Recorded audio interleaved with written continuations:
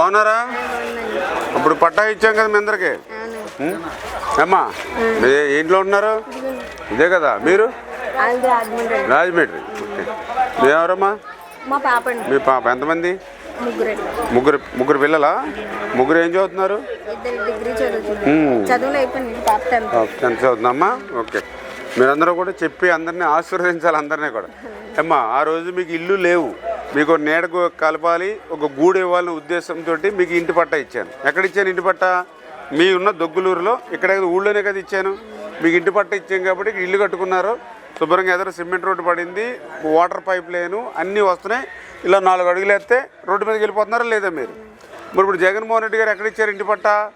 ఎక్కడో తెల్లపూడి పర, మేఘం పడితే మునిగిపోద్ది, నక్కల తెప్ప. మేమ్మా కనీసం అక్కడ 40 ఎకరాలు ఇస్తే ఈ రోజుకి కూడా ఎవరో కూడా వాళ్ళకి ఇచ్చిన సెంటు పూడ్చుకోలేకపోయారు. ఎందుకంటే నక్కల తెప్ప అనమాట. ఈ పేకల్లోతో నీళ్ళల్లో ఉంటుంది. ఇప్పుడు ఒక్క పునాది పడలేదమ్మా. అంతే స్థలాలకి ఇస్తే ఎక్కడ ఇవ్వాలి? ఊళ్ళో ఇవ్వాలి. ఎక్కడ 20 కిలోమీటర్ల దూరంలో ఇస్తే ఎట్లాగా? చంద్రమండలం మీదకైనా వెళ్ళొచ్చామో కానీ ఆ నక్కల తెప్ప మాత్రం వెళ్ళలేము.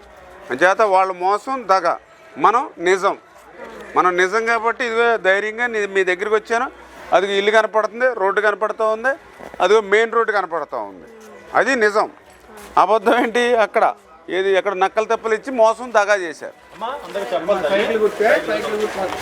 చేసుకోవాలి.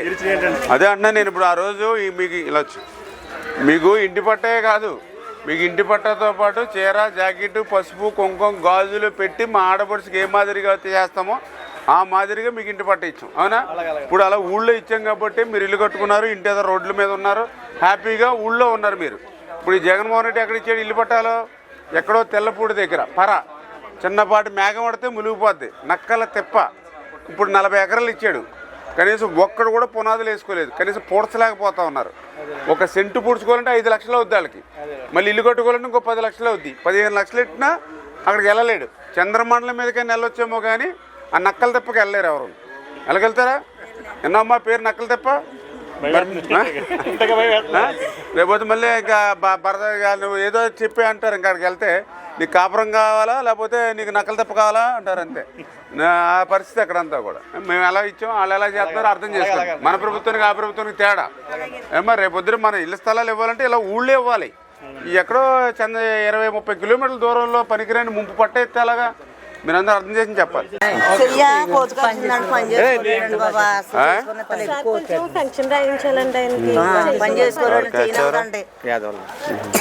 అంత వయసు ఎంత ఇది? నీకు పింఛన్ వచ్చేస్తుంది, నాది బాధ్యత. ఓకేమ్మా. ఇప్పుడు బీసీలకి ఇప్పుడు ఆ సర్టిఫికేట్ కాకపోతే 50 సంవత్సరాలకి పింఛన్ పెట్టేసాం. ఇప్పుడు ఎన్ని సంవత్సరాల్లో? 50. ఆయనకి మళ్ళీ కలర్ వేయించి మళ్ళీ 40 రాయించుకోకు. మళ్ళీ బ్లాక్ పెయింట్ వేసి 40 ఫోటో తీసి పెట్టడానికి రాదు. మరి ఏంటి చెప్పాను నీకు, ఎమ్మెల్యే రామిచ్చుకున్నా. ఓకేనా? ఎవరు?